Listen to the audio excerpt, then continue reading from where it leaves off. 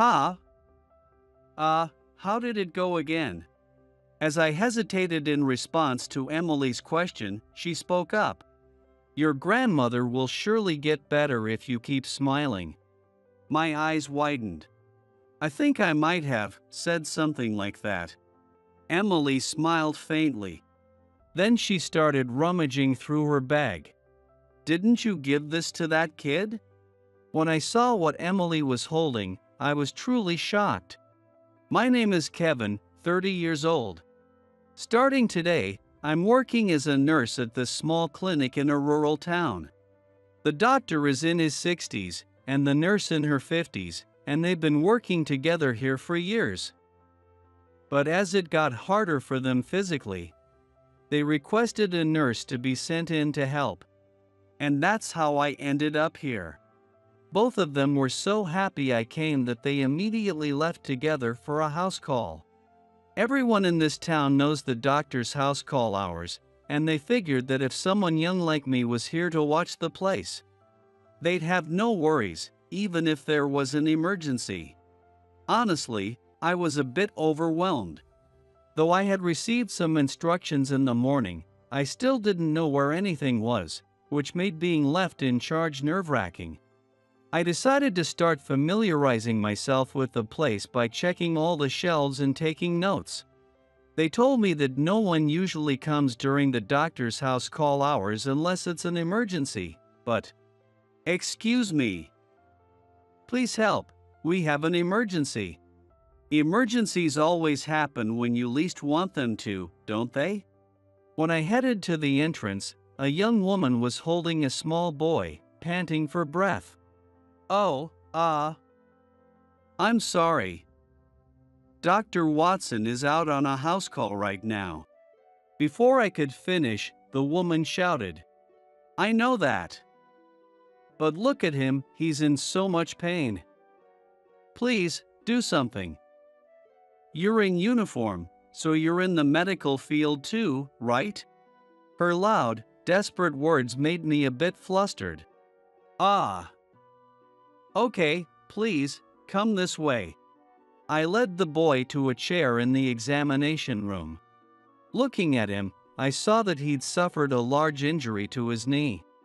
He fell on the way back from school, please help him quickly. Hearing the urgency in her voice only made me more anxious. Even though I had just checked where the bandages were, I couldn't recall their location. What are you doing? Hurry! The woman was on the verge of tears. She was probably finding it unbearable to watch the boy moaning in pain. The more urgent her voice became, the more I panicked. I'm sorry, could you please wait in the waiting room for a moment? The woman looked confused. It's just that your anxiety might rub off on him. I'm sorry. Reluctantly, she stepped out after reassuring the boy, it's going to be okay, it might hurt a little, but be brave, okay? After she left, I managed to regain some composure and washed the boy's wound with water. I carefully checked for any sand or dirt in the cut. The boy grimaced in pain but stayed strong. Good job. Now I'm going to remove the little stones, okay? I explained everything to him as I carefully used tweezers to remove the gravel and sand without causing more pain. While I was doing this, Dr. Watson returned. I could hear his voice from the waiting room as he spoke with the woman. It seemed she had calmed down a bit. After finishing the wound cleaning, I handed the boy over to Dr. Watson and headed to the waiting room to update the woman. I've removed the stones and sand from his wound. Dr. Watson will take care of the rest. When I said that, the woman bowed her head. I'm sorry. I lost my composure. Thank you for your help. Please take care of him. Although her words were polite, it was clear she didn't trust me. She probably thinks I'm an incompetent nurse. On my very first day, I found myself feeling a little down. Natalie, one of the nurses, told me more about the woman. Her name was Emily. Apparently, she had started teaching at the local elementary school just last year. She's bright, energetic, and gives everything her all. At 24 years old, she's still young, but she's already a popular teacher. She gives too much sometimes, though. Because of the way she pressured me on my first day, my initial impression of her wasn't great. I found myself hoping that she and those around her would stay healthy. I didn't want to see her too often at the clinic because of illness or injury. I guess that's how uneasy I felt around her at first. But then, a month passed. I encountered her many times. Sometimes she would knock on the door before the clinic even opened, carrying an elderly person who had fallen ill on the street.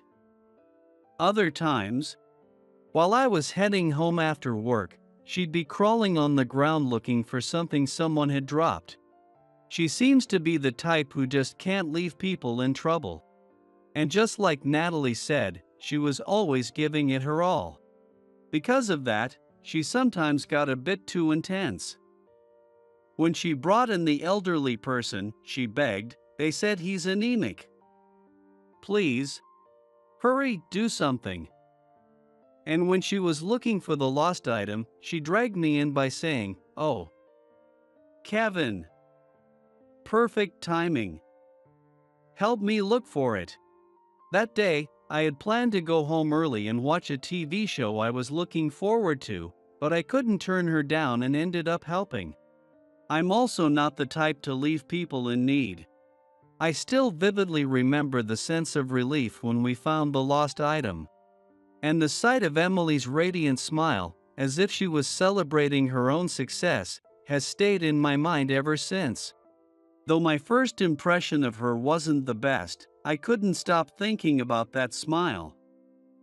I tried not to dwell on it too much. Then, one day during these routine encounters, Dr. Watson asked me to deliver some medicine to a patient, so I was walking through the town. It wasn't far, but driving there would have required navigating some narrow roads, so I decided to go on foot. It was a sunny break during the rainy season, and the air was a bit humid. As I walked, I started feeling a bit flushed. Just then, I heard a loud shout, which startled me. Looking toward the sound, I saw the local elementary school ahead. The elementary school, huh? I wonder if Emily's there. With that thought in mind, I glanced over at the school grounds, where I saw the children line up. As I kept walking, I realized it was some sort of group activity class. The PE teacher was loudly giving instructions. There were kids of all sizes, so it seemed like a whole school practice. This town doesn't have many children. I'd heard each grade only has a few students. As I kept watching, I spotted Emily standing there, rigid in her tracksuit. She looked incredibly tense. PE teachers, they always have such loud voices, and some of them can be pretty intimidating. At first, I was just thinking casually, but then, a strange sense of unease crept in, and I stopped in my tracks. The PE teacher's voice was getting more and more frustrated, probably because the children weren't moving in sync. Then, in the next moment, I pushed off the ground and started running. At the same time, I heard a scream. As the crowd started to stir, I arrived at the school grounds. And then, one by one, the children began collapsing. I shouted at the top of my lungs, "It's heat stroke. Move the kids into the shade. Anyone who can, give them water. Fan them with anything you've got." At my words, Emily muttered hesitantly, "But should we really move them?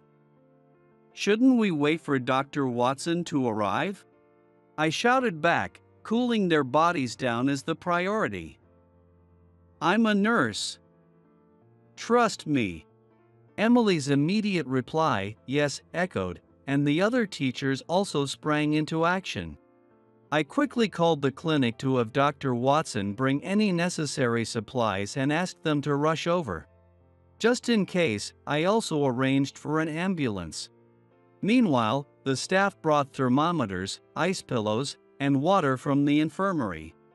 I went around checking the children, prioritizing the ones who needed help the most.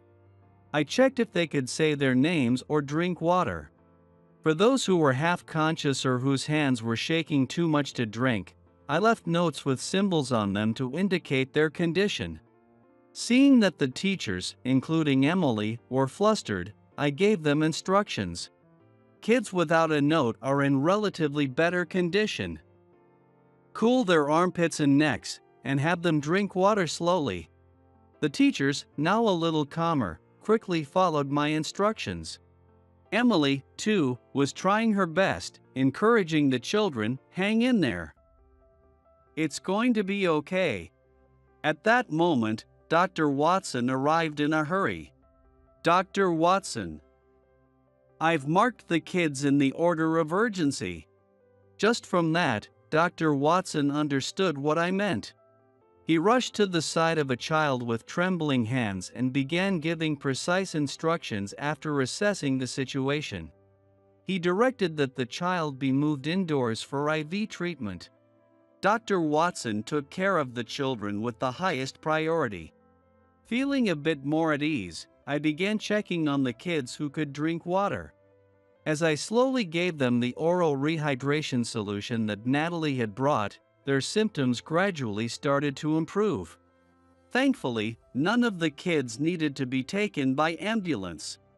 The paramedics explained that my quick response had made all the difference. The PE teacher, however, seemed confused by the unexpected situation. "It's only June, and all the adults were fine," he muttered in disbelief, which left me a bit frustrated. In this season, the body isn't yet accustomed to the heat. More people rely on air conditioning, which weakens the body's ability to sweat. And today, because of yesterday's rain, the humidity was high, making it harder for the body to cool down. Kids, being shorter, are more affected by heat radiating from the ground. Outdoor activities without proper breaks are out of the question. My slightly firm tone made the PE teacher clear his throat awkwardly. All the other teachers were listening to me as well. Dr. Watson nodded in agreement, which seemed to add weight to my explanation. As we left the scene, I hoped they would be more careful in the future and avoid pushing the children too hard. After my shift finally ended, I began my tired walk home. Then I heard a voice from behind, and I turned around. Emily was standing there. "Hi there. Are you on your way home?" I greeted her casually, and she bowed to me. Thank you so much for today." I smiled back at her. "It's my job. I'm just glad everyone's okay." "You, too, it must have been tough for you, right?" When I pointed this out, Emily looked surprised. "Actually, when I passed by the school earlier, I noticed you seemed troubled." I had a bad feeling. Even though she's usually so cheerful, she seemed drained. It looked like she was trying to hold something back. And then the children collapsed before she did. The kids had reached their limit first. You could tell from my expression. "That's impressive. Would you like to grab a bite to eat, if you're free?" To be honest, I was exhausted. I really just wanted to go home. But this was an invitation from a woman I had started to feel a little intrigued by. I couldn't turn her down. We walked into a small restaurant nearby. There were other places if we kept walking, but we both agreed we didn't feel like walking anymore. Since it was still early, there weren't any other customers, and we were seated in a private booth in the back. Looking at the menu, I saw they didn't just have typical diner food but also some meal options, so I ordered the meatloaf plate. "When you're tired, comfort food like this really hits the spot," I said while eating. Emily looked at me, wide-eyed. "Really? I should have ordered the meatloaf too. There was something about the way she listened to me so earnestly that made her seem a little cute. You were like a completely different person today, Kevin. I gave a small, sheepish smile. Does that mean you want to say that my usual self isn't great? I asked, half joking, and she tilted her head thoughtfully. My first impression was, you seemed a bit unreliable, maybe, she admitted. Her words made me slump a little. That day, it was my first day on the job. I didn't know where anything was, Dr. Watson wasn't there, and you were rushing me. I was seriously panicking. I explained, making my case, and Emily shrugged apologetically. I'm sorry. That boy's injury looked so painful, and I panicked too. She had run to the clinic with the boy in her arms, only to find me, the nurse, flustered. It wasn't surprising she found me unreliable. But my first impression of her wasn't that great either, so I guess we were even. But recently, I've started to think you're actually really kind. You helped me look for that lost item, and today, my impression of you completely changed. You handled everything so efficiently, giving us clear instructions and prioritizing the kids. And you even told off that scary Mr. Thompson. Kevin, who are you? I chuckled softly. I'm just a regular nurse. Though, if there's something that sets me apart, I do have experience as a disaster relief nurse. Emily's eyes widened again. Disaster relief? I nodded. Yeah. I've always wanted to be involved in emergency medicine, so while I was working at a large hospital, I expressed my desire to become a disaster relief nurse. I wanted to save as many lives as possible. That desire is what led me to become a nurse. To save even more lives, I became interested in emergency care. And the sight of disaster relief nurses working in disaster areas had inspired me deeply. After graduating from university, I worked at a DMAT-designated hospital. For 5 years, I worked relentlessly. The hospital recognized my efforts and selected me. I underwent the necessary training and exams, and was eventually deployed to a disaster area as a relief nurse.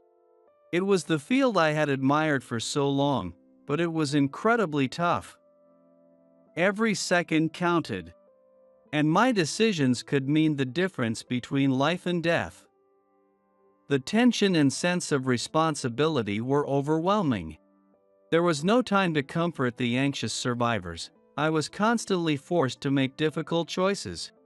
But back then, I wanted to protect everyone, and I got scolded a lot for it. Emily softly murmured, "What did they scold you for?" I groaned a little, thinking, well, for example, scrapes and cuts are low priority medically, but they still hurt, right? I knew they should be dealt with later. But I'd hand out band-aids, or I'd comfort a little girl who looked like she was about to cry because her relative was in bad shape. Emily leaned in, clearly interested. What did you say to her? I furrowed my brow, trying to remember. How did it go again? As I hesitated, Emily spoke up. You told her, your grandmother will surely get better if you keep smiling. My eyes widened in surprise. I think I might have said something like that. Emily smiled faintly. Then she reached into her bag and pulled something out. Didn't you give this to that girl? In her hand was a small paper crane, carefully folded from washi paper. What? How? Tears welled up in Emily's eyes. The girl you spoke to, that was me. My parents were missing, and it was just my grandmother and me, both of us shaking in the cold.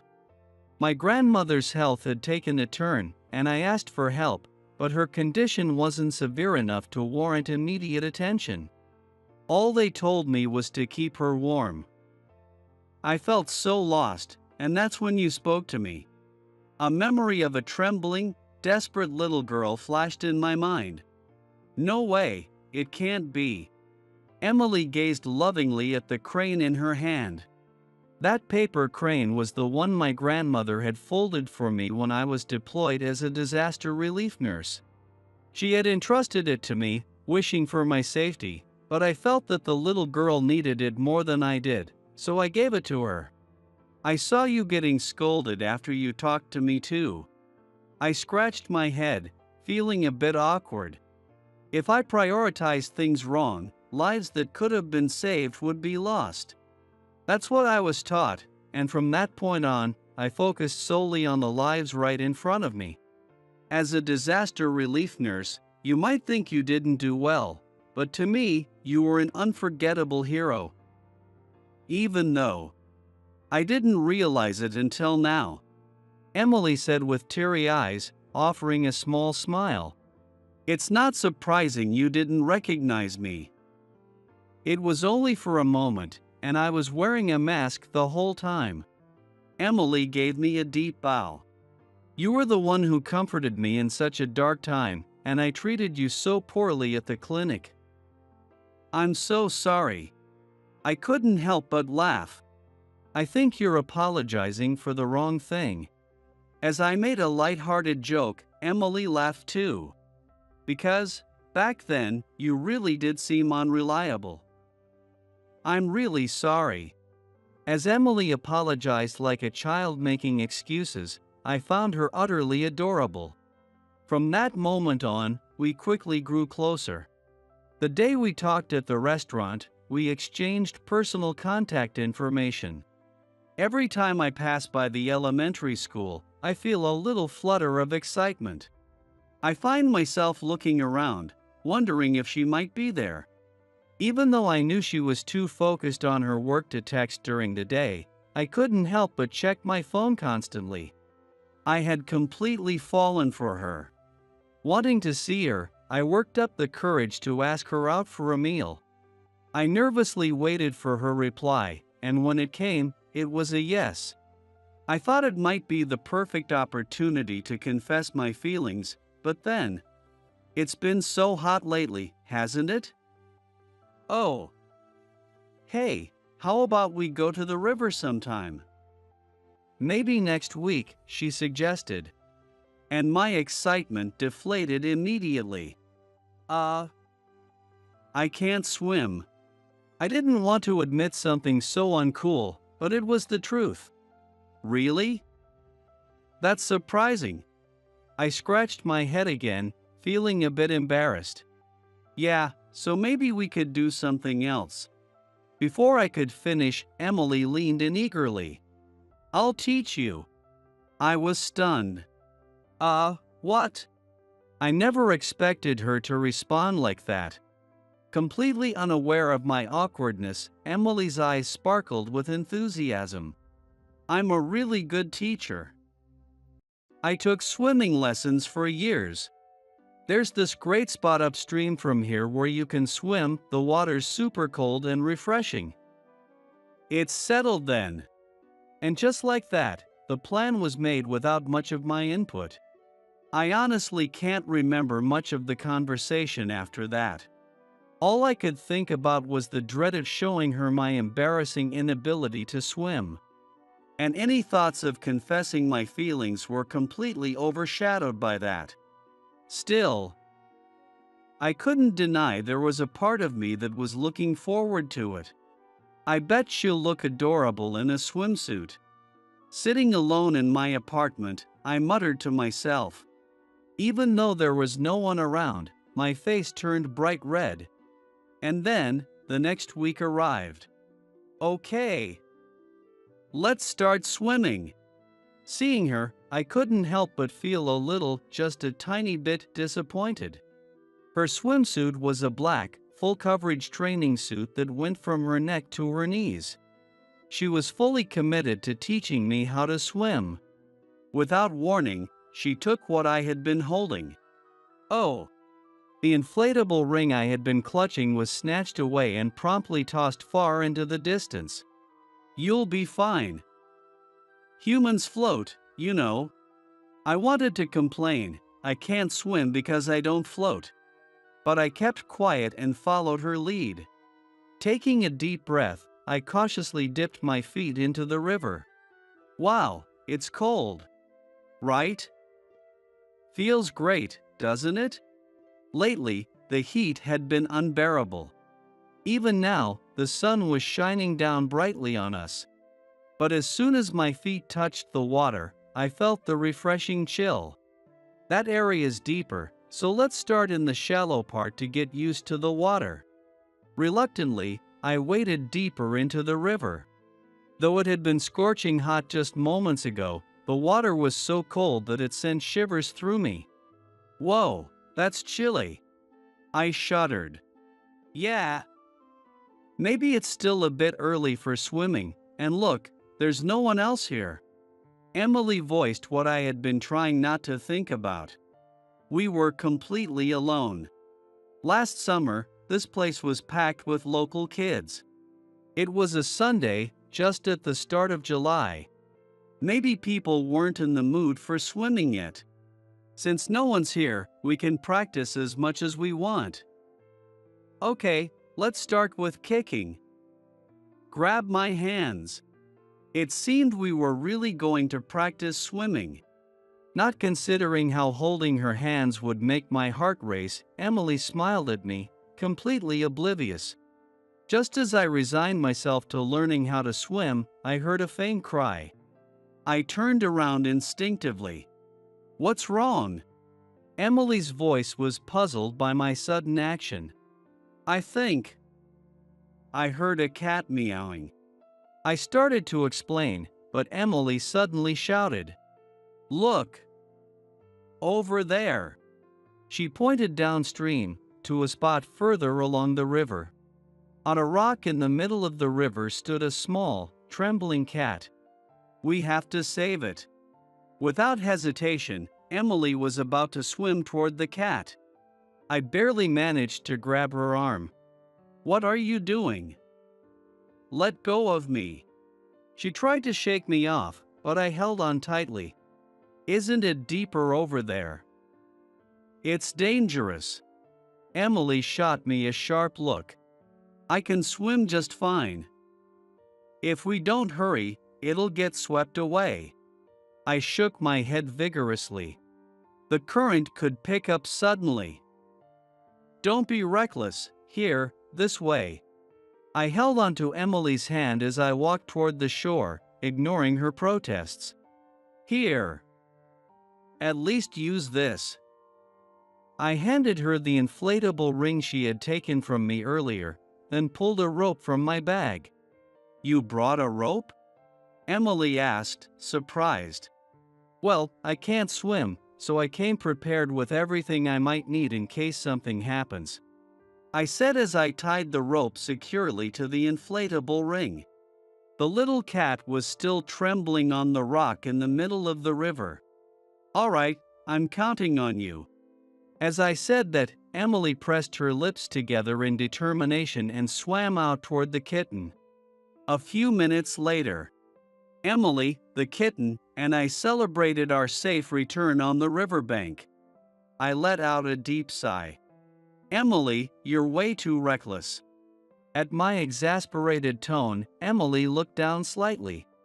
But, she pouted, and I raised my eyebrows in concern. What would you have done if something had happened? When I asked, Emily glanced at me. If something happens, I know you'll take care of it, Kevin. That was unfair. Well, I guess that means I'll have to always stay by your side and watch over you, huh? At my words, Emily's eyes widened and her cheeks flushed. What does that mean? I looked straight at her. When you swam out to save that cat, your back looked so small, and I couldn't stop worrying.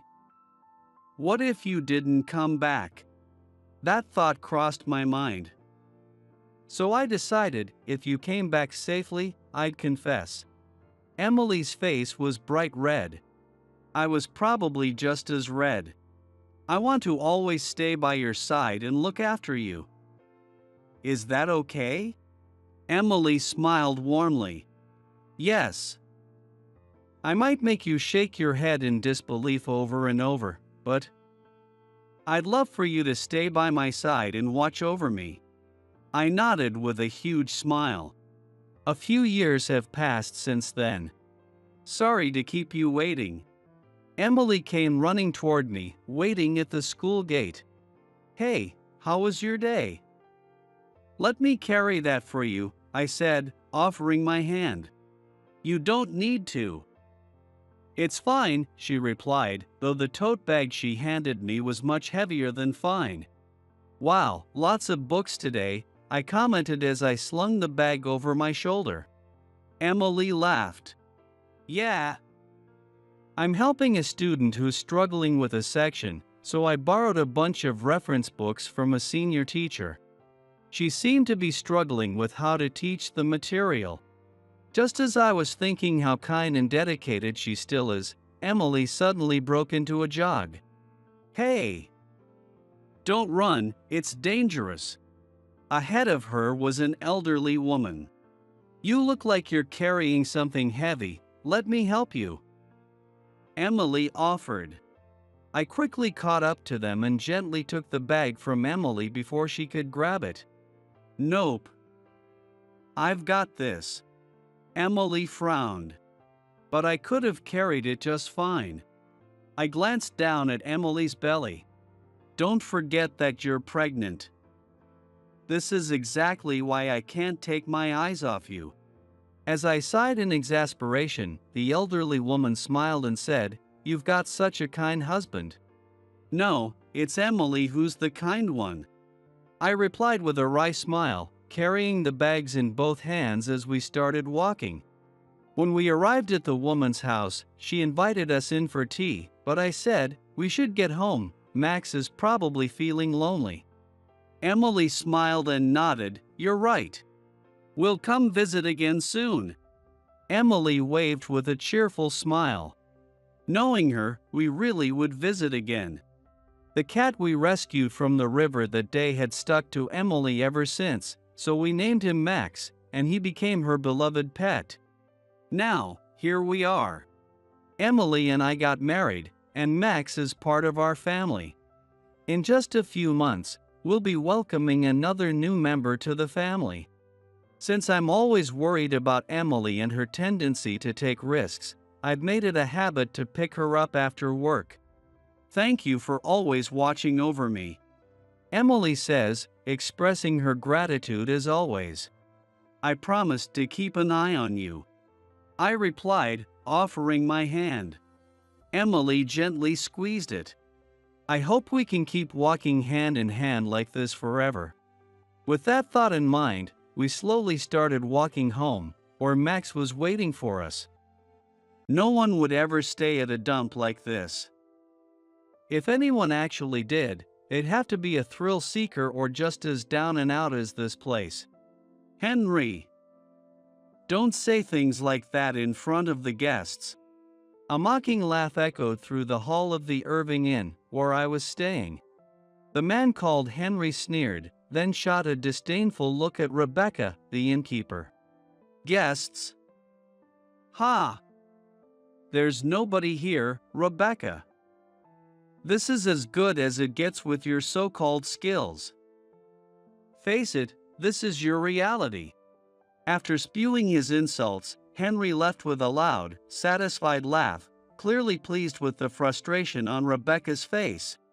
Rebecca's hands trembled slightly as she stood there, her beloved viciously insulted. It's all over.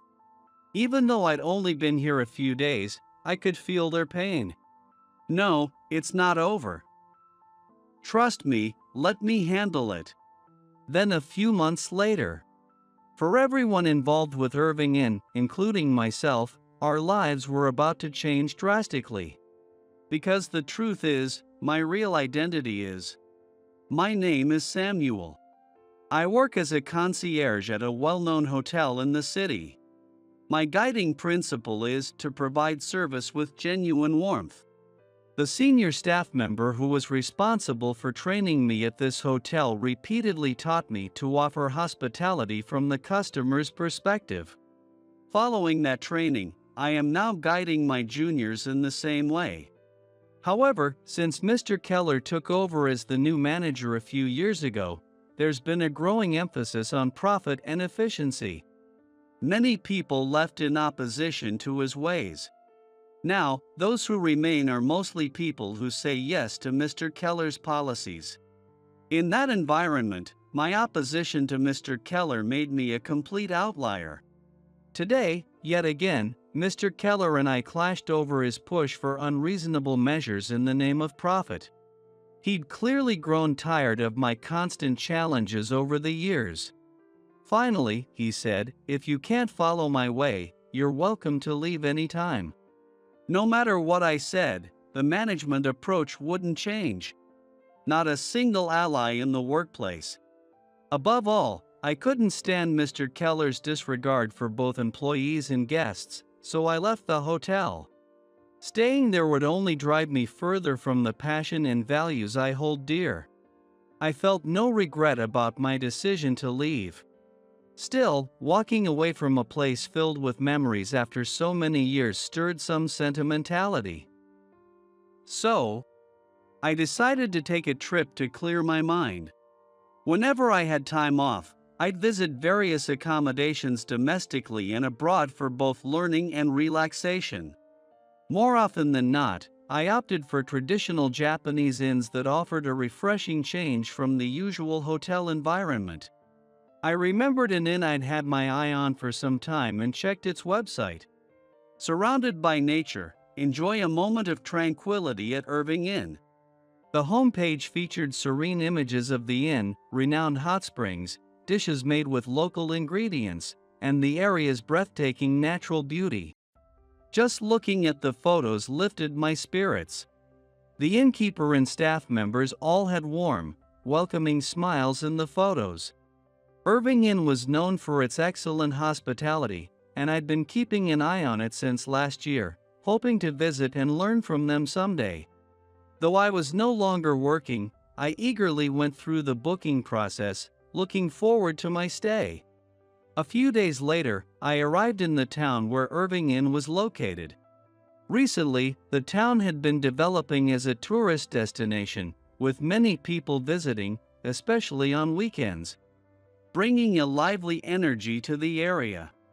Since the inn was nestled up in the mountains, the hustle and bustle gradually faded as I approached, replaced by the lush green of the trees and the sounds of birdsong and rustling leaves. Even this short journey was enough to bring a sense of escape, and I felt myself completely relaxing. Upon arrival, I saw a sturdy, well-built inn. It had a slightly worn look, but the architecture reflected a deep history, harmonizing beautifully with the surrounding nature. The thought of spending a few days here made me smile with anticipation. I walked lightly through the entrance and headed to the front desk. However, the staff member standing there didn't notice my arrival, her attention entirely on the paperwork she was intensely reading. A bit confused, I tried to get her attention. Oh. Yes. A guest. I'm so sorry. Welcome to Irving Inn. The young woman at the desk bowed hurriedly, clearly flustered. She seemed new, as her speech and movements were a bit unsteady. While she sorted out my check-in, handling paperwork and checking the computer, I looked around. The other staff members rushing past the entrance appeared equally busy. Their movements were a bit awkward, and a few looked like they might trip at any moment. A senior staff member was offering guidance, helping them with their tasks. Yet no one seemed to notice me at the front desk, and they all hurried off. I thought this place was known for its hospitality, but this is a bit. I could feel their earnestness, which was endearing, but I wondered if I could truly relax in such a hectic atmosphere. As I was pondering this, a problem arose. What? The room I reserved is already occupied? I am terribly sorry. The young woman at the desk looked on the verge of tears, bowing repeatedly. It was a classic case of double booking. This is unexpected. I sincerely apologize. More than anger, I felt disappointment. I had been so looking forward to my stay. As the staff member kept apologizing, someone hurried towards us. I apologize sincerely for the inconvenience our oversight has caused. Recognizing her face from the website, I realized this was Rebecca, the innkeeper. The front desk staff must have alerted her as soon as the double booking was discovered. Despite hurrying over, Rebecca didn't appear the least bit flustered. Her neatly styled black hair had a beautiful luster, and she wore a refined lavender kimono that suited her perfectly. Her manner was gentle, with graceful gestures and refined language that made a strong impression. Is there any other room available? I was really looking forward to staying here, so I'd love to if possible. At my request, she quickly moved to the front desk, checking the reservation status. I'm terribly sorry. All our rooms are booked for today, so we're unable to offer another room at this time. With that, Rebecca once again bowed deeply. The female employee standing next to her also follows Rebecca's lead, bowing along with her. Ah, I see. That's disappointing. Oh, sorry. Rebecca's response deepens my disappointment, and I can't help but let my true feelings slip out. Seeing the obvious dejection on my face, Rebecca hesitantly speaks up to me. Considering it's a holiday, I expect nearby accommodations are likely fully booked as well. So, if you'd be willing, my home is just next to the inn. As an apology, we'd like to offer our unused guesthouse to you at no charge, along with full meals and service. I was taken aback by the unexpected offer. I was hesitant about staying in a private residence, even if it was a guesthouse, and tried to refuse. But Rebecca insisted, saying, I can't bear to let a guest who was looking forward to staying here leave disappointed. The young woman at the desk also bowed multiple times. And I couldn't refuse. Wow! This room is amazing. I'm glad you like it. Since Rebecca had other guests to attend to, her daughter, Heather, showed me to the room. It was beautifully maintained, with a classic interior as lovely as the inn's rooms. Since it was right next to the inn, the view from the window was likely just as stunning as it would have been from an actual guest room. Since the guest house was a bit removed from both the main house and the inn, I didn't have to worry about noise or overhearing conversations. Heather, who had shown me to my room, explained the meal schedule, the hot springs' hours, and other details. In her service, I could see traces of her mother, Rebecca. She answered my questions smoothly, with a warm smile and thoughtful gestures that put me at ease. Even as a fellow hospitality professional, I found Heather's service remarkable, with many things worth emulating. Which made me wonder. Both Rebecca and her daughter Heather possessed such high-level service skills, so why did the other staff, especially the woman at the front desk, seem so inexperienced? Was it simply a lack of training, or were they all new hires? Either way, the disparity in staff skill levels is so wide that it risks leading to disappointing reviews for the inn. My honest impression was that it's a shame, given how many good qualities the place has. Lost in thought, I realized Heather had finished her explanation. Once again, I apologize for today's inconvenience. I hope you'll enjoy your stay here. And please let us know if there's anything we can do to make it even better. Her radiant smile, full of warmth, left me momentarily speechless. Are you all right? Heather looked up at me with a concerned expression. She seemed about my age, with a youthful face and large, sparkling eyes that shone in the sunlight. Her gaze made my face grow warm. "Oh, no, I'm fine. Actually, I'm really looking forward to both the hot springs and the food. Thank you." As you can see, our inn is surrounded by mountains, so our menu is mainly focused on local delicacies like wild vegetables, mushrooms, and river fish caught nearby. Our chef's dishes are all delicious, so please enjoy as much as you can. Oh, and of course, our hot springs is one of our prides too. The salt in the water is great for your skin and helps relieve fatigue. So please take your time relaxing in it. And, perhaps due to her enthusiasm, her words lost some of their earlier formality and became a bit more casual. Normally, using such language with a customer would be a no-go, but from Heather's attitude, I could sense her dedication to learning about the inn. And above all, her genuine affection for it. Not only was Heather unstoppable in her talking, but I also found myself smiling naturally as I listened. "Oh, I'm so sorry. I got so caught up in talking that I completely left you behind. Once I start talking about the inn, I just can't stop. Even though my mom scolds me about it all the time." Heather looked down, her face turning red with embarrassment. "No, not at all. Hearing all that has made me even more excited about my stay. And I can tell how much you love this inn, so it really warms my heart. Do you plan to take over the inn in the future?" She relaxed, her face softening at my words. "Yes. I love this inn, it's a place very close to my heart.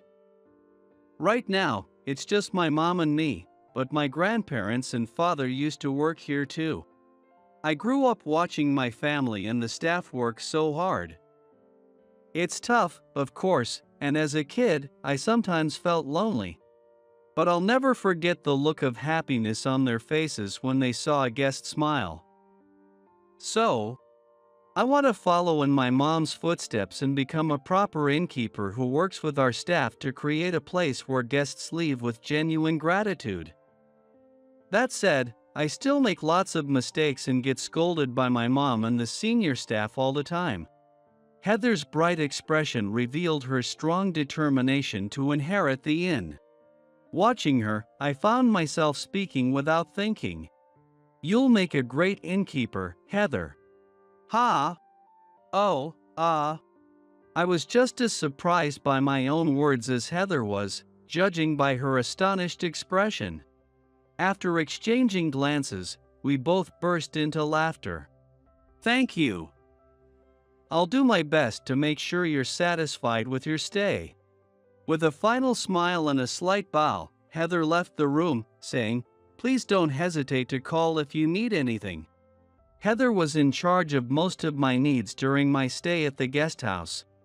Each time she stopped by, she'd check if I needed anything, and casual conversations would often lead to the two of us laughing, after which she'd hurry back to her duties. Just as Heather had said, I thoroughly enjoyed the excellent food and relaxing hot springs. Now, I stretch out on the prepared bed, lying down with my arms and legs spread wide. Ah, this is perfect. I'm full, the hot springs was great, and enveloped in the warmth of the sun-scented duvet, I closed my eyes. What came to mind was Heather's smile. There was a warmth in her smile, as if she genuinely wanted to make guests feel welcome. Her presence was like spring sunshine, warming the heart. But thinking of that warmth made my heart race, and I felt a blush creeping up my cheeks. Heather, she's really something special. Relieved to be alone, I let the words escape my lips. Her smile flashed through my mind, again and again. I wondered if I'd dream of her tonight.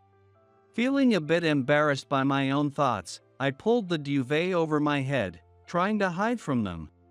Before I knew it, I drifted off to sleep, still wrapped in my thoughts of her. The next morning, I got dressed and enjoyed the breakfast delivered to my room. I plan to go sightseeing today, so I head over to the inn staff to ask for recommendations on nearby attractions and must-visit spots. As I arrived at the front desk, I heard loud voices echoing through the quiet morning. "What's going on here?" "My sincerest apologies." The raised voices didn't fit the usual calm of the inn. It sounded like a complaint. Several staff members, including Rebecca and Heather, were bowing deeply before a guest angrily shouting his grievances. I've never stayed somewhere so unpleasant. "I'm leaving now." The irate guest stormed past me, each step heavy with frustration. I considered saying something, but before I could decide, Rebecca noticed me watching and came over. "I'm so sorry for the disturbance. Is there anything you need?" Her tone was as polite and gentle as always, but I could see traces of fatigue on her face. I know it's not my place as a guest, but what happened?" I hesitantly asked. Rebecca hesitated for a moment before offering a troubled smile.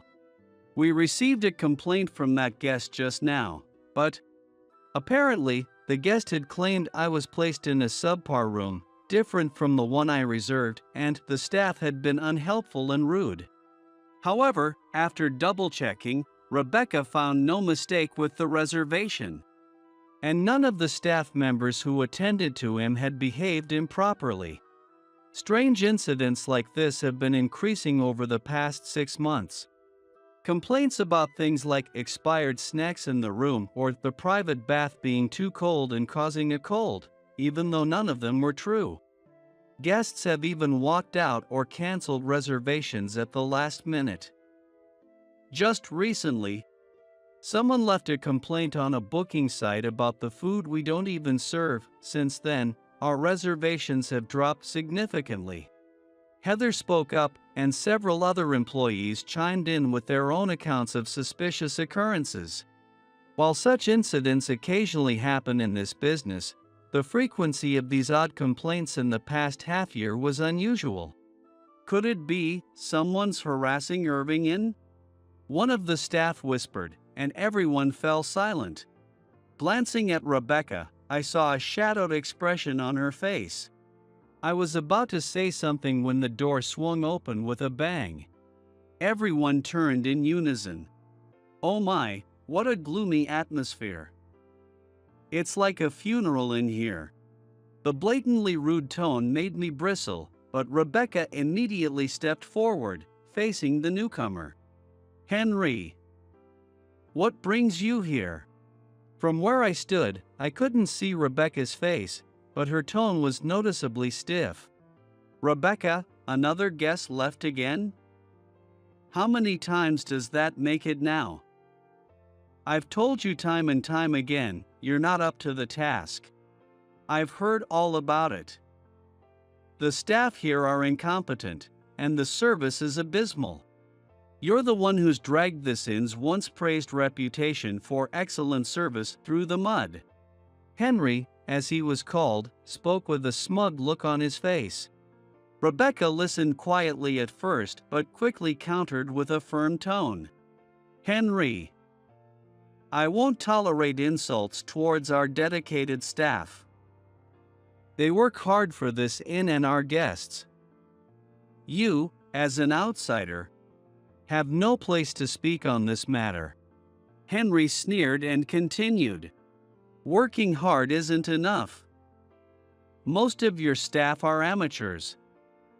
You're understaffed and lack any proper training. Who'd want to stay in a place like this? Training shortcomings are my responsibility. But even with a staffing agency, we can't seem to get new hires. Which I suspect is because of the strings you've been pulling. Oh, Rebecca, don't make accusations without proof. It's because this low standard and can't manage proper training that no one wants to work or stay here. You'd be better off shutting it down now and selling the land while it's worth something.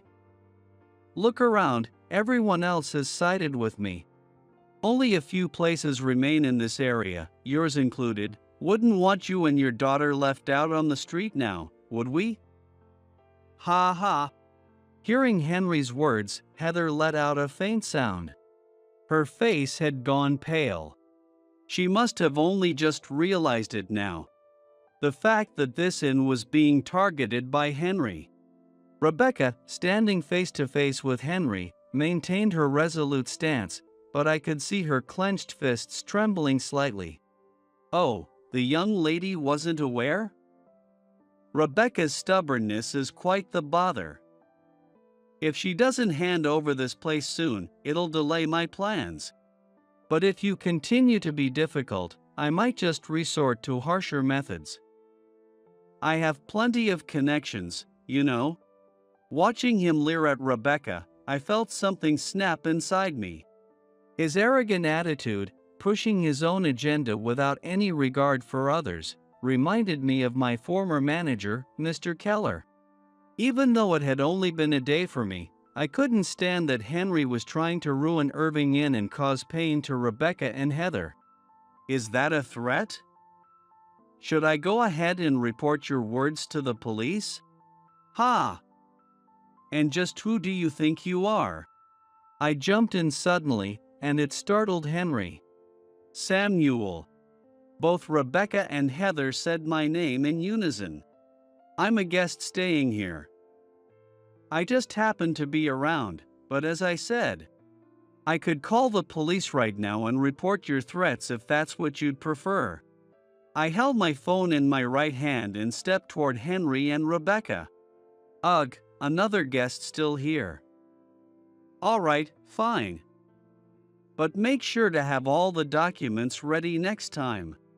Throwing out his parting words, Henry wiped sweat from his brow and hurriedly left with heavy, frantic steps. Once the door shut, the now silent entryway was filled with Heather's voice. Samuel. Thank you so much. She took my hand as she spoke. Heather. Really, I didn't do much. My words stumbled out, a mix of modesty and fluster at her holding my hand. At that moment, Rebecca approached us. Samuel, thank you. You really helped us. Rebecca lifted her face and began to tell us the story. According to her, Henry had been pressuring her to give up this land for about a year. It seemed that, as various business proposals aimed to boost tourism around the area, Henry's company joined in, pushing for a large-scale plan to turn this whole area into a resort. With support from some influential backers, Henry grew bolder, targeting nearby inns and shops, including the Irving Inn, with relentless buyouts, using strong-arm tactics whenever necessary to acquire land. Unable to resist Henry's power, most nearby businesses had either closed or relocated, leaving only a handful, including the Irving Inn, still standing.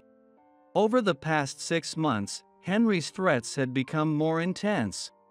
He seemed to have hired people to file fake complaints and orchestrate cancellations, shaking the inn's reputation in an attempt to force them out. Mom, why didn't you tell us about this? Did you think we weren't dependable enough? Hearing the truth from Rebecca, Heather's eyes welled up with tears. Rebecca, too, looked pained as she held Heather's hand tightly. Heather, everyone, I'm so sorry. I just didn't want you to worry. I thought if I handled Henry myself, you could focus on taking care of our guests. But in the end, I only made you worry more. I'm sorry. I'm such an unworthy innkeeper. I'm so sorry. Her face was lowered, but the last words were spoken in a trembling voice. Heather and the other employees in the room were all disheartened, some softly crying. Maybe it's time to let go.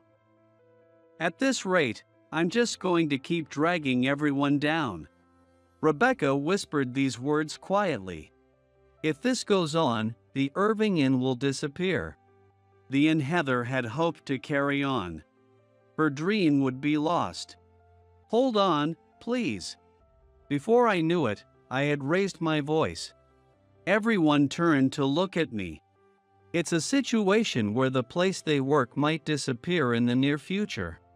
Everyone wore an expression of overwhelming anxiety. As I glanced at them, my gaze met Heather's, her cheeks wet with tears. Samuel. I nod reassuringly toward her as tears gather in her large eyes. Then, I turned back to face Rebecca. Rebecca, I'm currently unemployed, but I used to work in a hotel. While inns might be a bit different, I have experience and knowledge in hospitality. If you'd allow it, I'd like to help with staff training. Rebecca and Heather exchanged glances. You know I was really looking forward to staying here, right? That's true, but there was another reason. I'd heard great things about the service here, and I really wanted to learn from it myself. I was thrilled to arrive. Though I was surprised by the double booking and all, but I was genuinely impressed by your hospitality, yours and Heather's, and the dedication of all the staff. Despite fewer guests, you all still prioritize warmth and care. I knew this was a place I wanted to enjoy during my stay. And now, I really don't want to see this and disappear. I kept my true reason, not wanting Heather's dream to be crushed, to myself, but my desire to save the inn was genuine. Hoping my feelings would reach her, I looked directly at Rebecca. Then, other staff members began to speak up. I don't want this place to close either. I'll keep working hard, so please, Rebecca, don't give up. Hearing these voices, Heather took Rebecca's hand. Mom, let's protect our home, okay? I'll work harder than ever. Let's all work together. We can't let someone like him win. The other employees joined in with words of encouragement, saying, We'll do our best. Moved by their words, tears fell from Rebecca's eyes. Thank you, Heather. Thank you, everyone. Rebecca closed her eyes for a moment, then looked straight at me. Her eyes were no longer filled with tears, but rather a determined, resolute strength. Samuel, I apologize for burdening you as our guest, but for the sake of everyone here fighting to save the Irving Inn, could we ask for your help? Samuel, please. Rebecca and Heather both bowed simultaneously. The other staff members followed suit, bowing as well. I may not be able to do much, but I'm one of those who want to protect the Irving Inn too. Please, let's work together. I bowed deeply as well, grateful to be part of this. From that moment, I became one of the allies supporting Irving Inn. With Henry's tactics likely to escalate at any time, we had to raise the inn's revenue to last year's level as quickly as possible. I signed a short-term contract to oversee employee training at the inn. Though hotels and inns have their differences, at the core, the spirit of hospitality and the question of what can we do for our guests remains the same. I focused on these principles during training, helped cover tasks where they were short-staffed, and gathered guest feedback to pass on to Rebecca. Of course, with the new level of expectations, some found it too challenging and left. Among those who left, some engaged in suspicious behavior, like deliberately being rude to customers or attempting to enter restricted areas. It makes me wonder if Henry had somehow been involved. This also suggests that the false complaints, reputation-damaging reviews, and sudden cancellations we've experienced might be part of Henry's influence as well. When I mentioned this to Rebecca, she replied, "It wouldn't surprise me." The dirty tactics he'd been using, there was no way we could lose to someone like him. For Rebecca, Heather, the staff, and everyone who loved this inn as much as I did, we had to reclaim its true reputation. We worked tirelessly together. Aside from training, I reached out to contacts from my previous job. gathering support and promoting the inn through travel bloggers and magazine writers I knew. The dedication to genuine, heartfelt service that I'd once been discouraged from practicing was now finally allowed to shine at Irving Inn. Seeing the guests' smiles and the joyful faces of the train staff filled my heart like nothing else had before. It was no exaggeration to say that these days were some of the most fulfilling I'd ever experienced. As 1 month, then 2 months passed, and as the tourist season approached, the reputation of Irving Inn not only returned but soared even higher. Guest feedback poured in, saying, "We were so comforted by your hospitality, and it was the best inn experience. We'll be back." The inn's stellar reputation from before was quick to rebound, faster than I'd anticipated, once we improved staff training and filled our ranks. Sales also steadily recovered, and within just a few months, we achieved the same revenue as last year. On that landmark day, even the usually composed Rebecca was celebrating, embracing Heather and the team in joy. "It's all thanks to you, Samuel. You gave us the strength to keep going. Thank you so much." Heather's tearful gratitude warmed my heart. I was truly glad to have been able to help her. "Being able to work here with all of you has made me so happy, thank you." Struggling to hold back tears, I expressed my gratitude as well. Being able to pursue my ideal of heartfelt service here had truly become an irreplaceable experience in my life. I was endlessly grateful to everyone at Irving Inn for giving me this opportunity. But this wasn't the end. The harassment hadn't stopped entirely yet. Henry was likely still plotting to take over Irving Inn. We couldn't let our guard down. With guests pouring back in, the inn was lively and bustling once again. That afternoon, the gathering that had reserved the banquet hall came to an end. With something I needed to confirm with Rebecca, I headed over to the banquet hall where she was attending to guests. Then it happened. "Hey! Where's Rebecca?" A man, accompanied by a group of large men in black suits, shouted loudly at the front desk staff. Thinking it might be trouble, I quickly rushed to the front desk. "Oh, Samuel. This man here." The staff at the front desk, noticing me approaching, gave me a troubled look, silently pleading for my help. "Is there something I can help you with, sir?" As I spoke up, the man turned to face me. I recognized that face. "Henry." "Ha? Who the hell are you?" It seemed he didn't recognize me. There he stood, Henry, with his greasy, smug face. "Well, never mind. Hey you, go fetch Rebecca. If you tell her I'm here, she'll come running." He gives orders with a condescendingly polite attitude. That demeanor remained as thoroughly unpleasant as ever.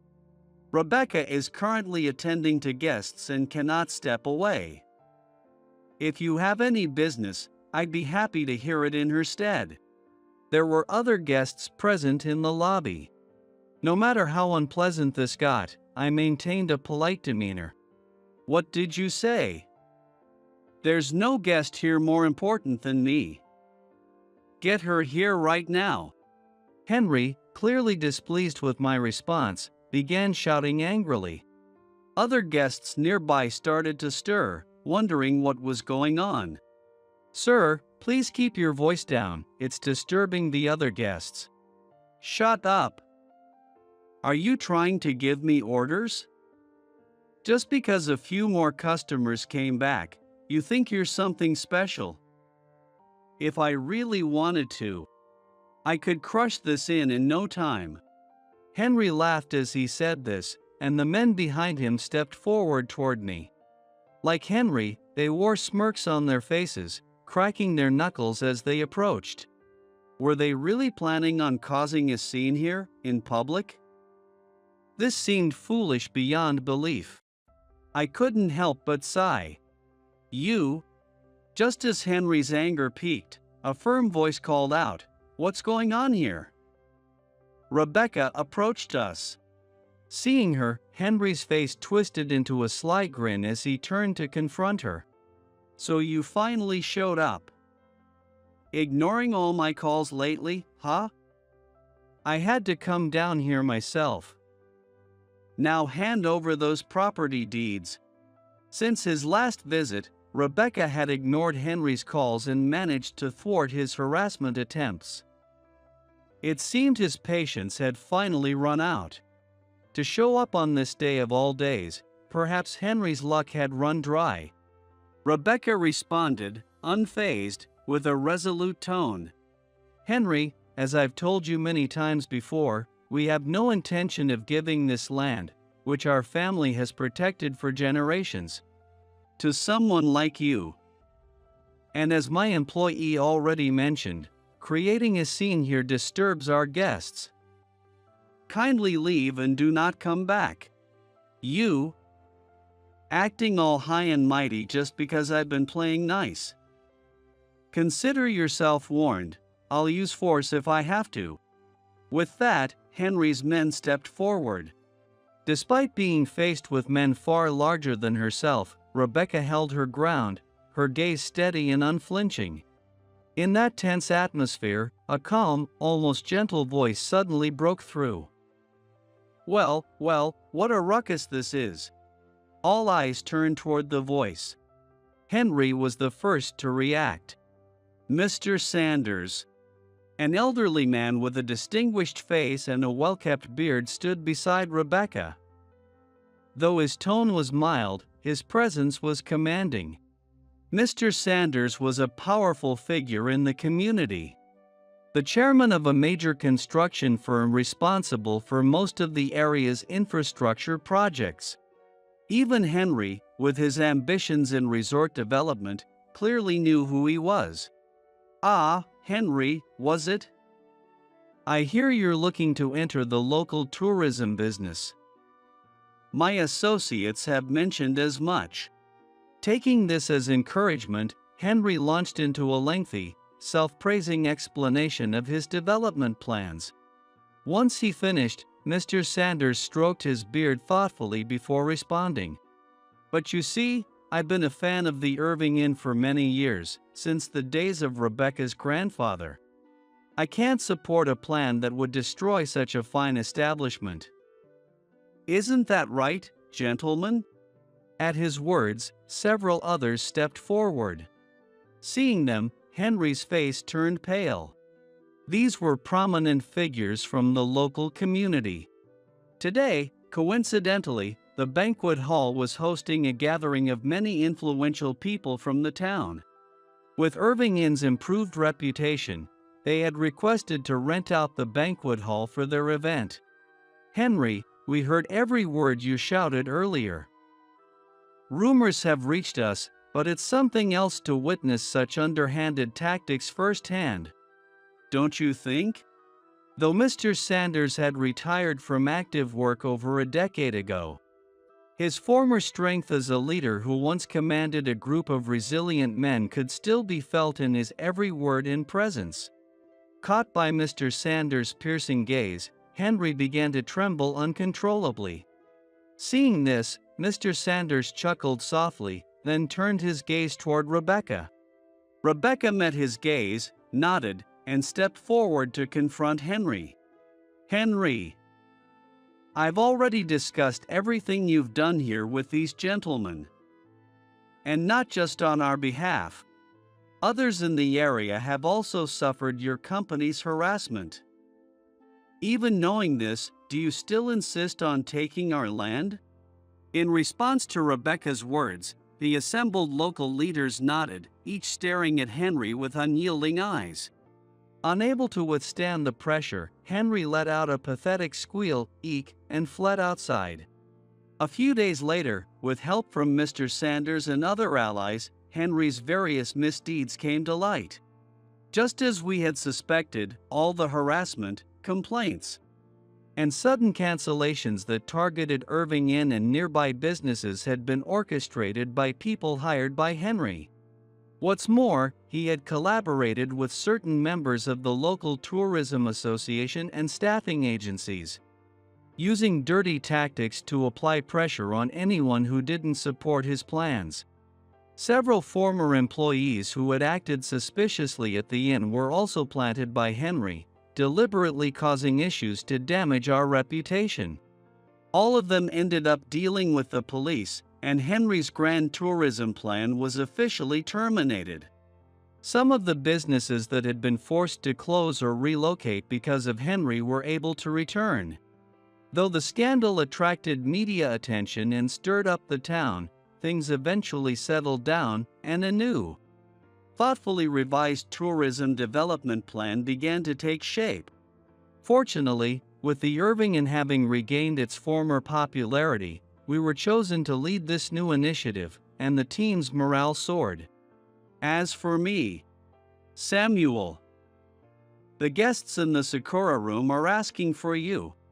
Understood. I'll be there right away. I had initially planned to leave after Henry's issue was resolved, but everyone at the inn had convinced me to stay.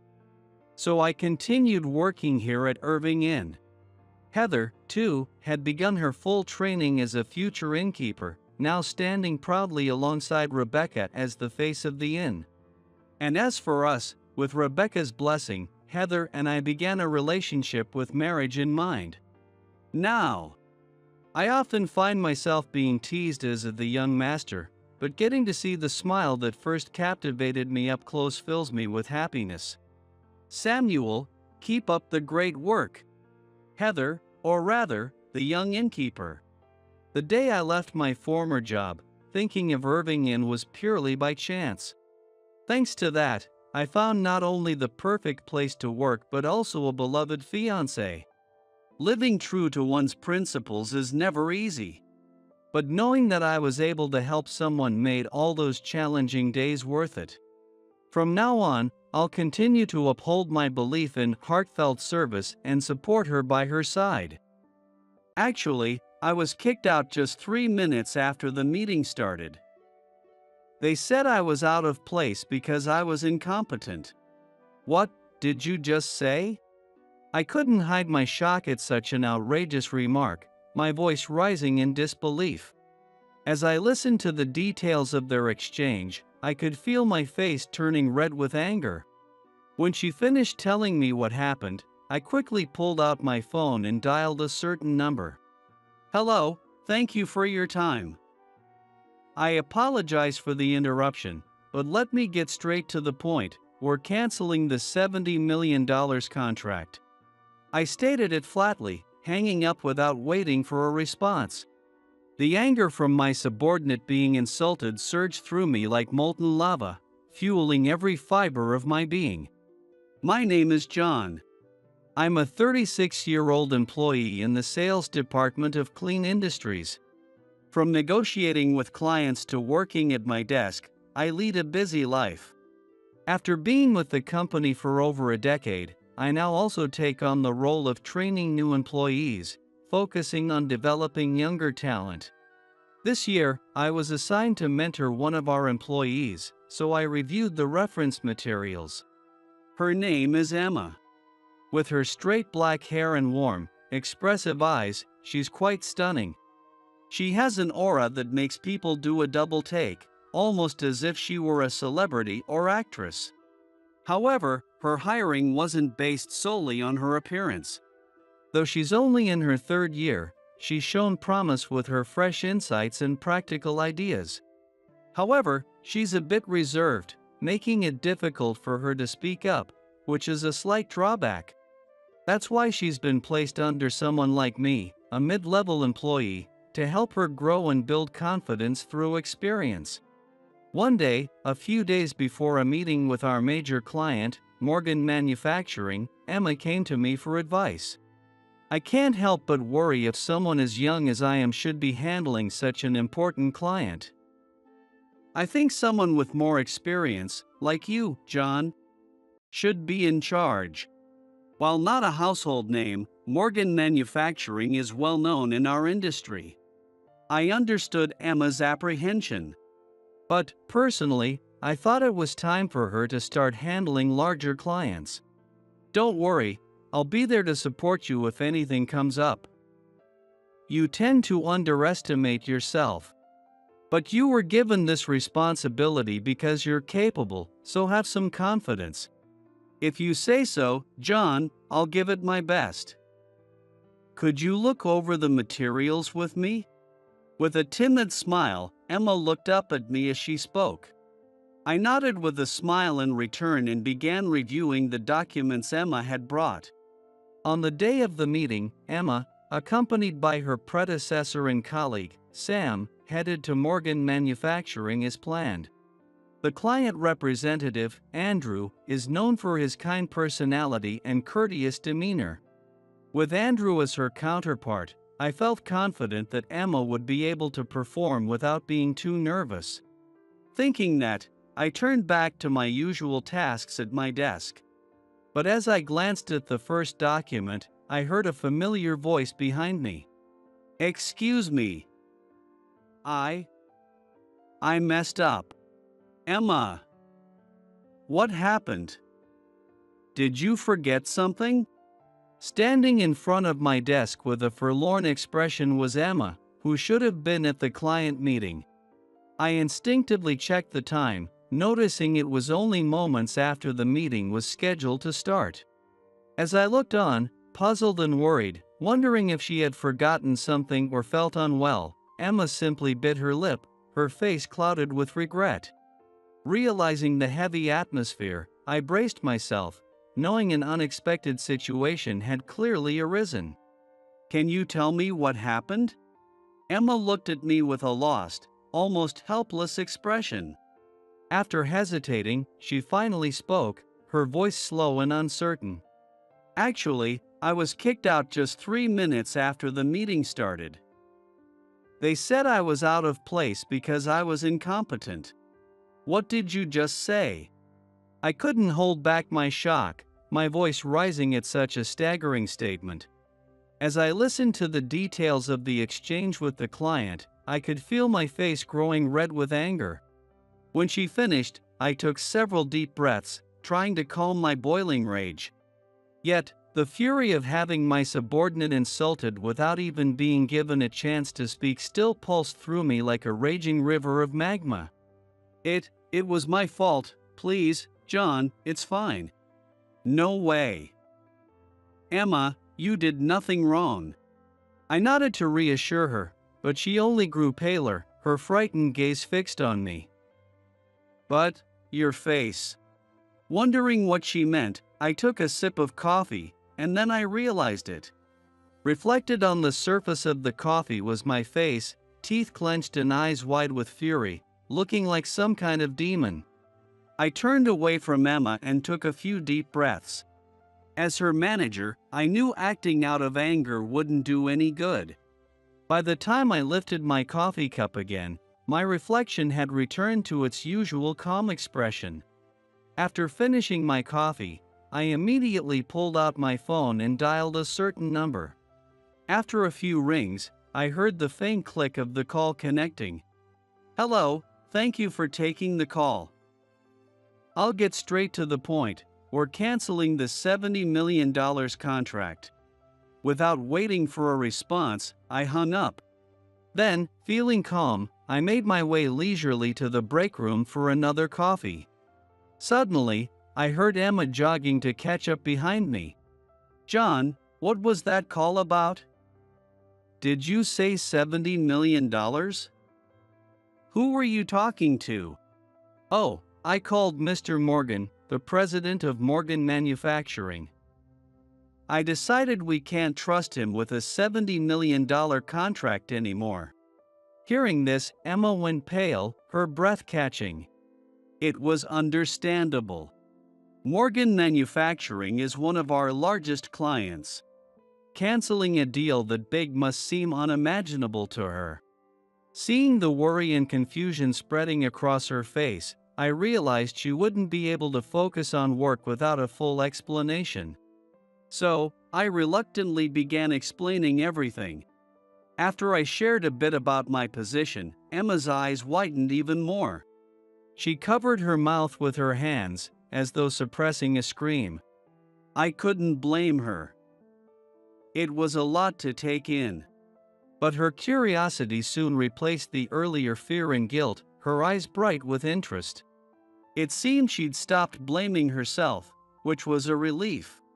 I relaxed as I recalled the incident she had described. Emma said everything started off smoothly, with friendly greetings as planned. Her predecessor, Sam, introduced her to the client representative, Andrew. True to his reputation, Andrew was a polite man who made an effort to put Emma at ease, helping her to relax for the meeting. This deal is truly exciting. Our president, Mr. Morgan, is very enthusiastic about it and looks forward to further discussions with you, Emma. We're equally honored to have this connection with your company and look forward to working together. Emma and Sam both bowed deeply. Just as they were about to begin the main discussion, the conference room door suddenly swung open. As Emma and the others turned their surprised gazes toward it, they saw a man in his 40s standing there, arms crossed and wearing a smug, unpleasant grin. Without knocking, the man barged into the room, leaving Emma confused. Sam and Andrew looked equally stunned. Is something the matter, Thomas? What's with the rookie? The man called Thomas ignored the question and instead began scrutinizing Emma from head to toe. Judging by the manager title on his badge and the way Andrew responded to him, it was clear Thomas was in a higher position. As Emma stood there, shocked that someone with such a rude attitude could be a manager, Thomas started speaking unilaterally. I heard today's meeting was with some tiny local factory. How short-staffed must they be? Sending a rookie like her to handle a company of our scale, are they mocking us? No, actually, these representatives are. Andrew tried to explain, but Thomas waved his hand dismissively, silencing him, then plopped into the chair across from Emma.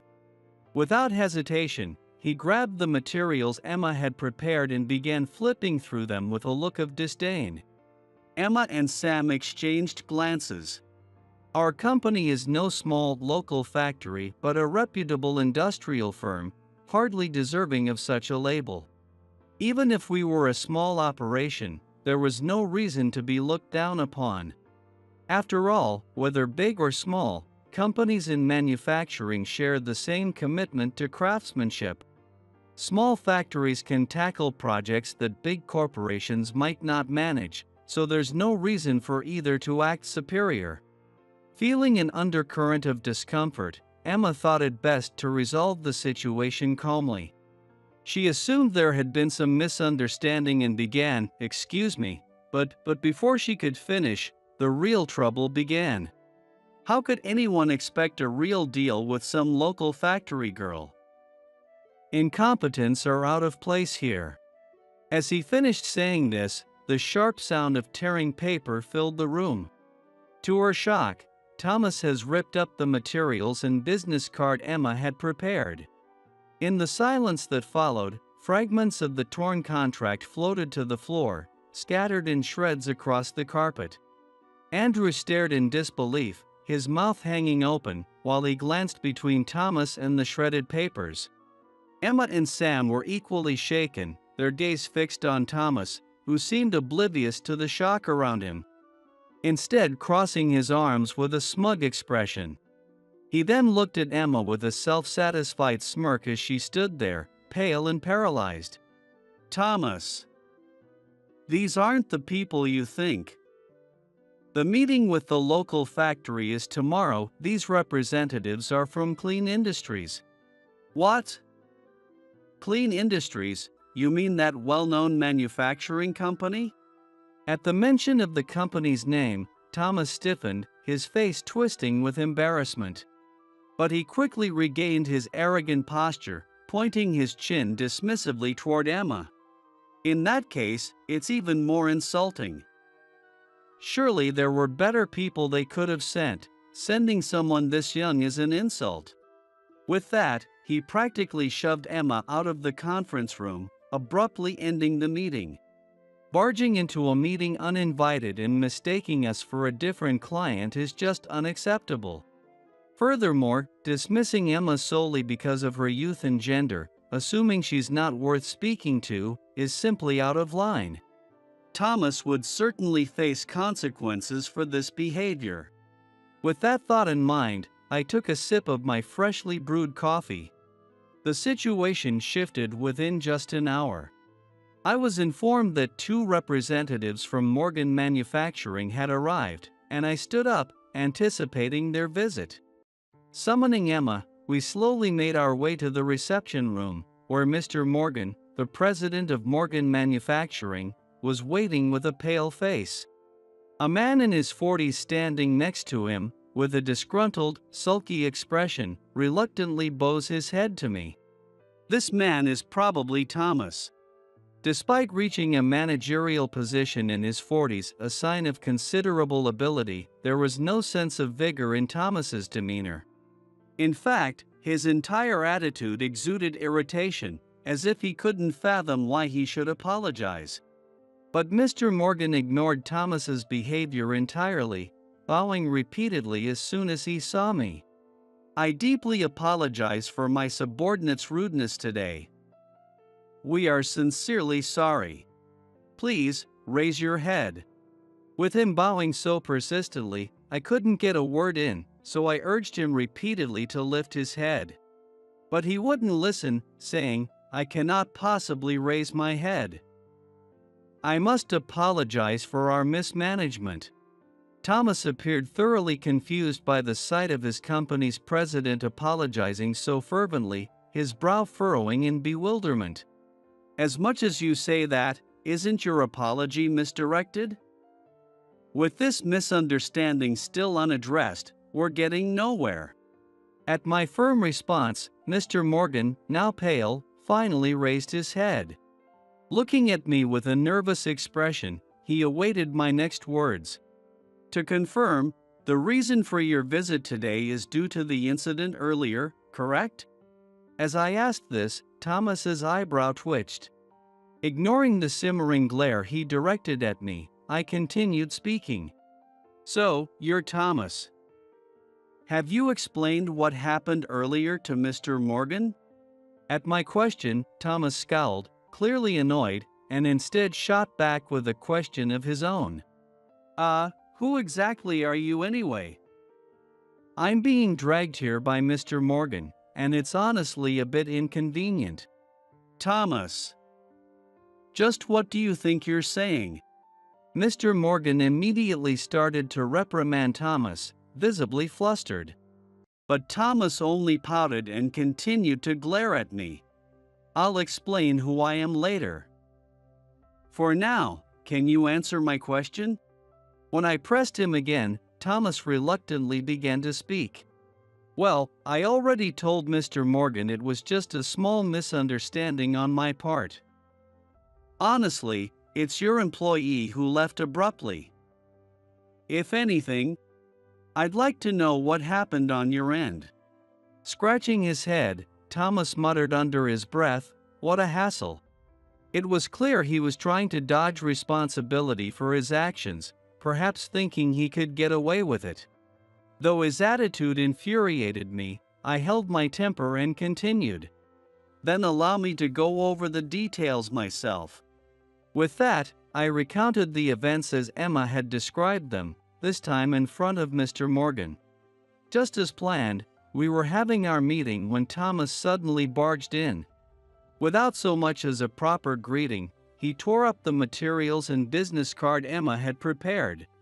I described how he mistook our company for a small-town factory and repeatedly made derogatory remarks about such companies. As I went on, Mr. Morgan's face flushed with anger. Yet even after hearing all this, Thomas remained unperturbed, casually remarking, "Oh, that's all?" "Really," followed by a small click of his tongue. It was simply a bit of a misunderstanding, a difference in perspective, if you will. I reviewed the materials. And because they were prepared by a young employee with only a few years of experience, they were, honestly, quite lacking. He glanced at Emma, a condescending smile spreading across his face. So I pointed that out and, doing her a favor, I tore them up so she could redo them from scratch. But she ran off crying. Really? It seems she's a bit immature as a professional. Even now, Thomas was twisting the story to suit his narrative. At this point, I was beyond anger, feeling more disbelief at his refusal to admit his wrongdoing. But this was no time to let up on holding him accountable. So, that's your version of events, is it? It's not a version, it's the truth. Clearly, that employee over there just spun her story to suit herself. Thomas looked around the room with a smug grin.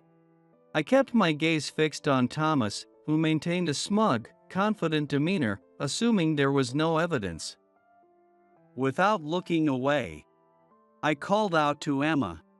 Emma, let's clarify exactly what happened. Could you bring that out? Emma nodded quietly and placed a voice recorder on the table. Thomas looked shocked at the unexpected appearance of a voice recorder, exclaiming, "What? What is that? Don't tell me you were recording this meeting. That's a violation of privacy."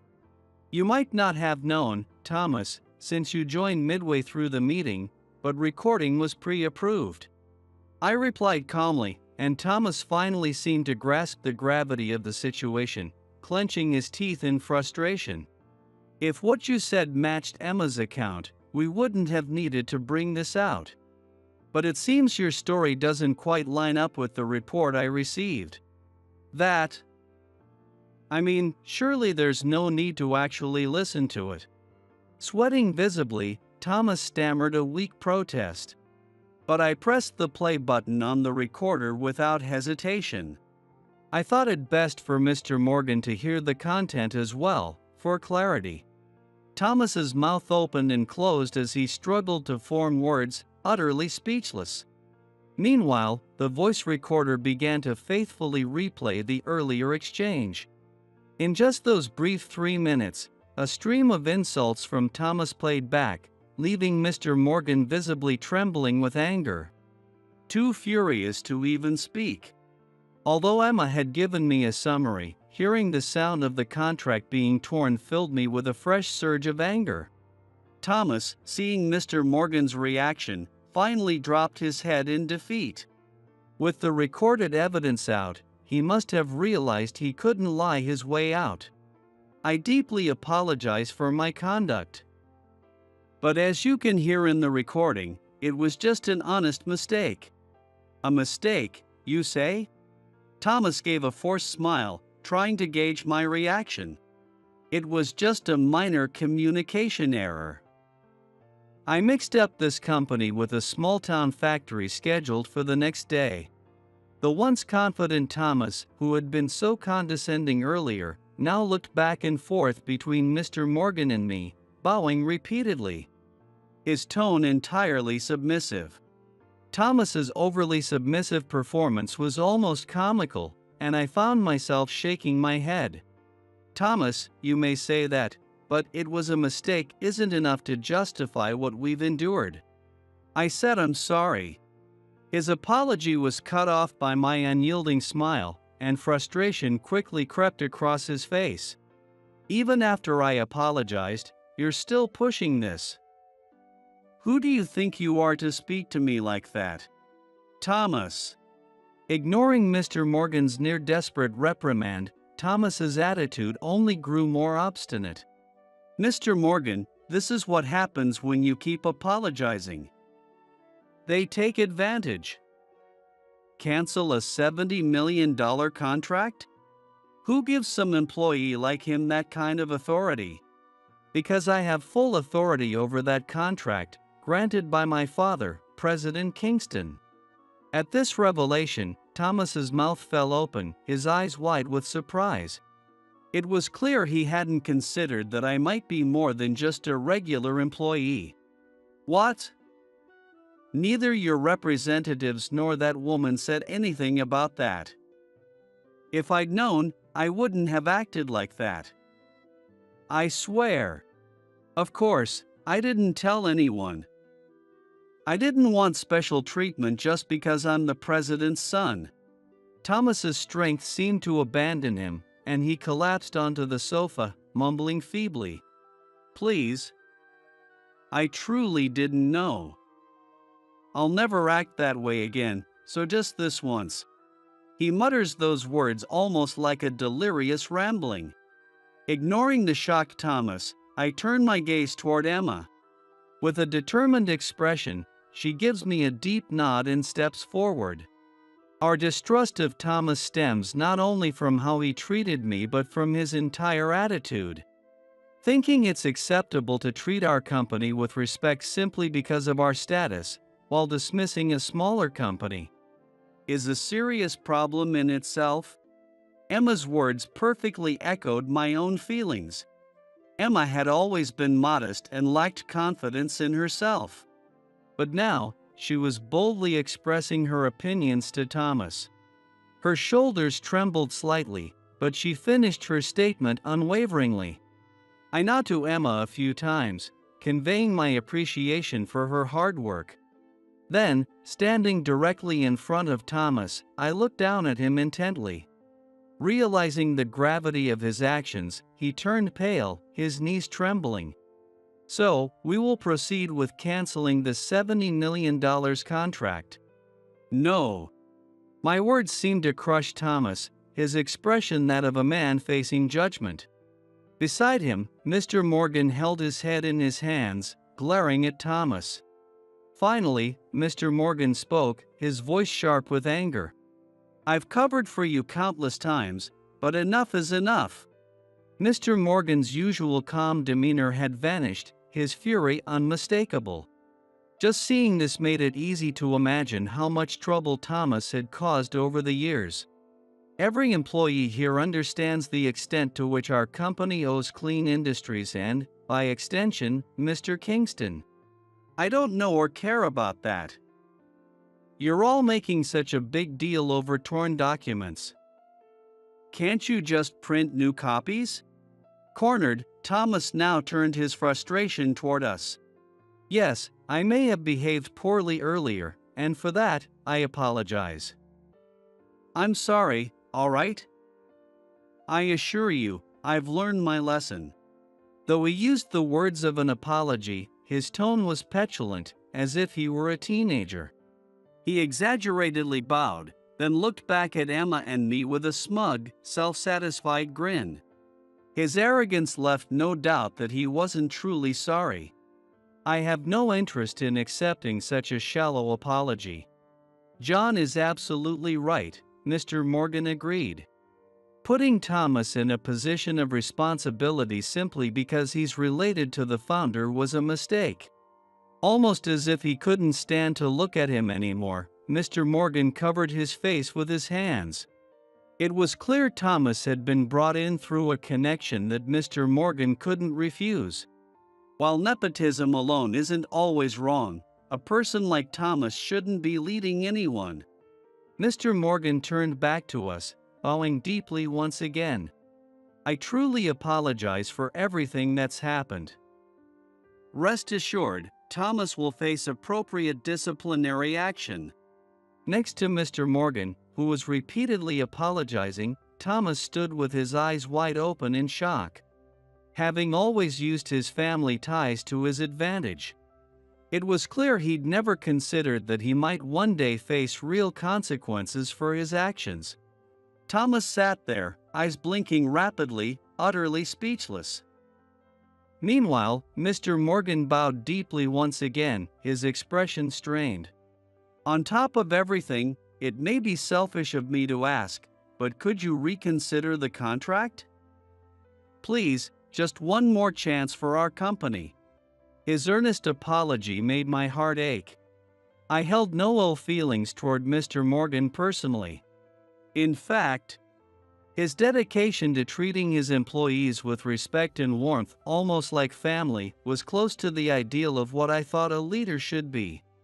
That was why I had proposed the $70 million contract with Morgan Manufacturing. Their work and reputation were impeccable. The problem lay solely with Thomas. And Thomas, oblivious to the gravity of his actions, simply muttered to himself, "A punishment? Me? Why should I be the one to suffer here?" Seeing his self-centered behavior, I couldn't help but sigh. Mr. Morgan has been sincerely apologizing for the situation, but you, Thomas, are the root cause here. "Ha, well." Thomas flinched, looking up at me with a fearful expression. His concern was solely for his own status and security, and with a calm but firm tone, I continued. "Thomas, do you only apologize when forced?" I have no interest in maintaining any relationship with a company that employs someone like that. Beside me, Emma nodded repeatedly. As a dedicated and hard-working individual, she couldn't stand someone like Thomas, who had recklessly interfered with her work and nearly ruined a significant contract. Seeing even the young Emma looking at Thomas with such disdain seemed to solidify Mr. Morgan's decision. After a brief, pained expression crossed his face, he shook his head as if clearing his mind. Then, with a firm voice, he spoke to Thomas. "Your actions have severely damaged our company's reputation. Be prepared to take full responsibility for this." "What? A punishment? You mean a demotion? Or, I won't be fired, will I?" Finally grasping the severity of the situation, Thomas's face paled with worry. It was clear that until now, Mr. Morgan or other influential people had managed to smooth things over whenever he caused problems. But now, seeing the severity in Mr. Morgan's face, he seemed to grasp the reality. For the first time, Thomas abandoned his arrogant demeanor and dropped to the floor in a deep bow. Only now, under threat, did he finally choose to apologize. "I sincerely apologize. I truly regret my actions." His tone sounded genuine for once, but it only filled me with disappointment. Why hadn't he shown this remorse from the beginning? No, if he were the type to apologize, he wouldn't have shown such rude behavior in the first place.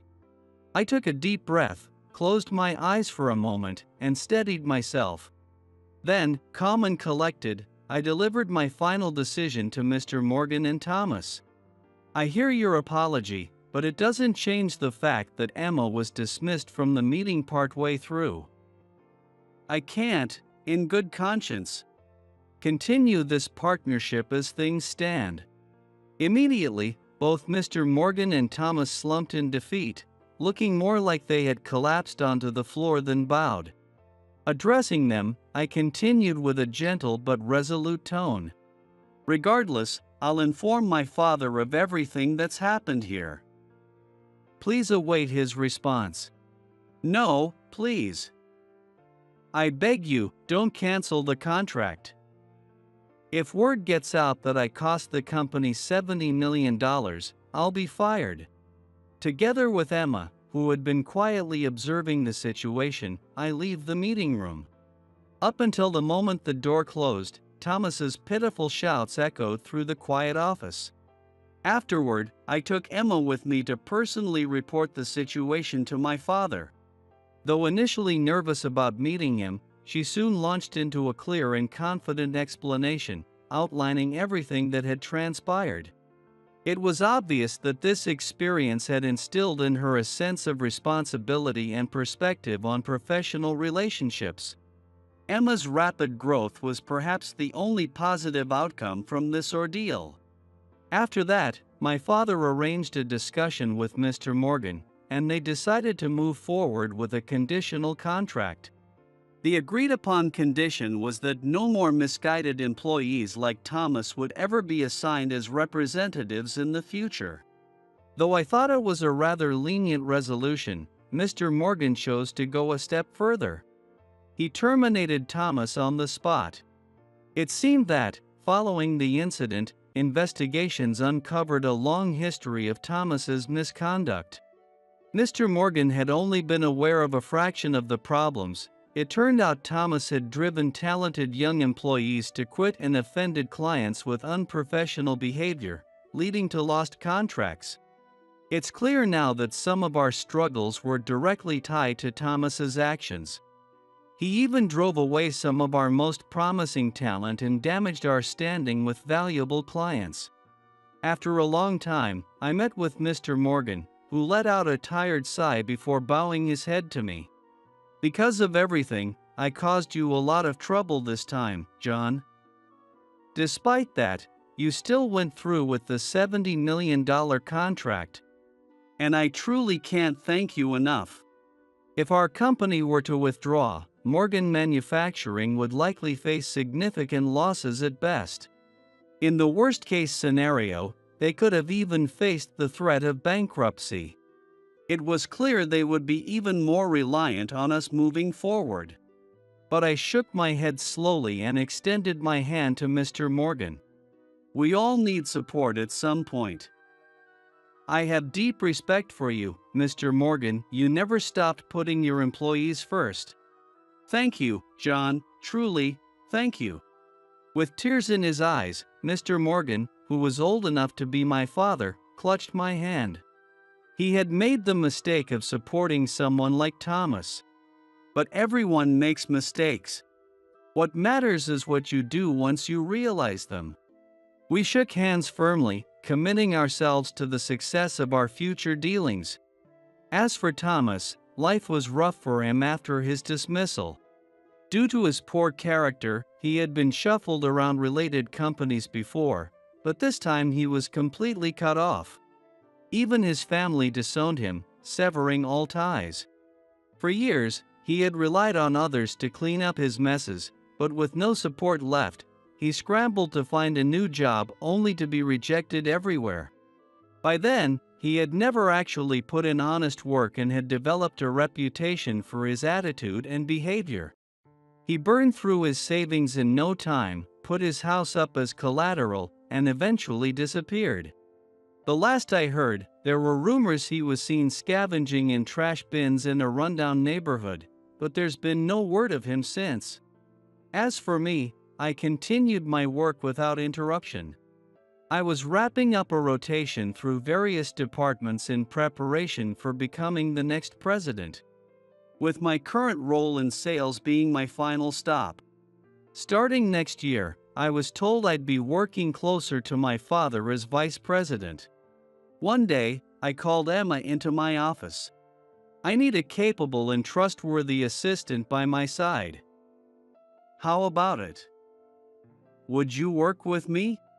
"Yes. I will do everything in my power to support you." Emma firmly nods at my proposal. Dawn is the hesitant young employee who once wavered in the face of responsibility. With her talent, combined with a newfound confidence, she'll be unstoppable. I'm certain she'll become a vital asset to our company's future. With that hope in my heart, I stepped into the office once more. Supporting each other not only in the workplace but also in life was still a few years away for Emma and me.